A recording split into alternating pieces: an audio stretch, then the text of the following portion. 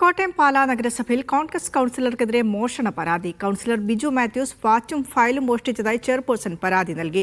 തന്നെ കയ്യേറ്റം ചെയ്തെന്നാരോപിച്ച് ഒരാഴ്ച മുൻപ് ബിജു മാത്യൂസ് സ്വതന്ത്ര മുന്നണിയിലെ ബിനു പുളിക്കക്കണ്ടത്തിനെതിരെ പോലീസിൽ പരാതി നൽകിയിരുന്നു. തർക്കം രൂക്ഷമായാൽ യുഡിഎഫിന് ഭരണം നഷ്ടമായേക്കും. മോഷണ പരാതിയിൽ എത്തി നിൽക്കുകയാണ് പാലാ നഗരസഭയിലെ യുഡിഎഫിലെ തർക്കം.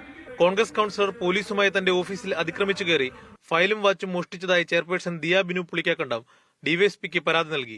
യുഡിഎഫിലെ മറ്റംഗങ്ങളുടെ പൂർണ്ണ പിന്തുണ തനിക്കുണ്ടെന്ന് ദിയ ബിനു പുളിക്കക്കണ്ടം പറഞ്ഞു. അതിനകത്ത് എന്റെ ഒരു വാച്ച് ഇരിപ്പുണ്ടായിരുന്നു. പക്ഷേ അത് വാച്ചെടുക്കാൻ വേണ്ടി എടുത്തായിരിക്കില്ല ഫയൽ. പക്ഷേ എനിക്ക് ആ ഫയലാണ് വേണ്ടത്. എന്റെ ഭരണത്തിൽ പിഴവ് വരുത്താൻ വേണ്ടി ചെയ്തതായിരിക്കാം. തുടക്കം മുതൽ ഭരണസമിതിയെ സമ്മർദ്ദത്തിലാക്കാൻ ശ്രമിച്ചയാളാണ് ബിജു മാത്യൂസ്.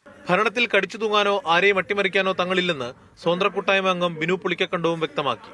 കൗൺസിലിനകത്തും പുറത്തും ഒരു വ്യക്തിക്ക് വേണ്ടി കോൺഗ്രസ് വളരെയധികം സഹിച്ചിട്ടുണ്ട്. ഞങ്ങളെല്ലാവരും സഹിച്ചിട്ടുണ്ട്. അത് ഓരോ കോൺഗ്രസിന്റെ നേതാക്കന്മാർക്ക് ഉൾപ്പെടെ അറിയാവുന്ന ഒരു കാര്യമാണ്. തനിക്കെതിരായ പരാതി വ്യാജമെന്ന് ബിജു മാത്യൂസ് പ്രതികരിച്ചു. നഗരസഭയുടെ താഴത്തെ ഫ്ലോറിൽ ഓഫീസ് ഫ്ലോറിൽ നിന്ന് ഞാൻ കയറി ചെല്ലുമ്പോൾ അവിടെ നഗരസഭാ ജീവനക്കാരൻ ഓഫീസിന് മുമ്പിലുണ്ട്.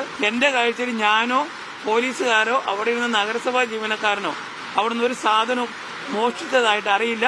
നഗരസഭാ വൈസ് ചെയർമാൻ തെരഞ്ഞെടുപ്പ് നടക്കാനിരിക്കെ മുന്നണിയിലെ തർക്കങ്ങൾ യുഡിഎഫിന് തലവേദനയാണ്. കഴിഞ്ഞ എൽഡിഎഫ് ഭരണസമിതിയുടെ കാലത്ത് സിപിഎം കൌൺസിലറായിരുന്ന ബിനു പുളിക്കക്കണ്ടം എയർപോർട്ട് മോഷ്ടിച്ചതായി എൽഡിഎഫ് അംഗം പരാതി നൽകിയതും വലിയ വിവാദമായിരുന്നു. മീഡിയ 1 കോട്ടയം.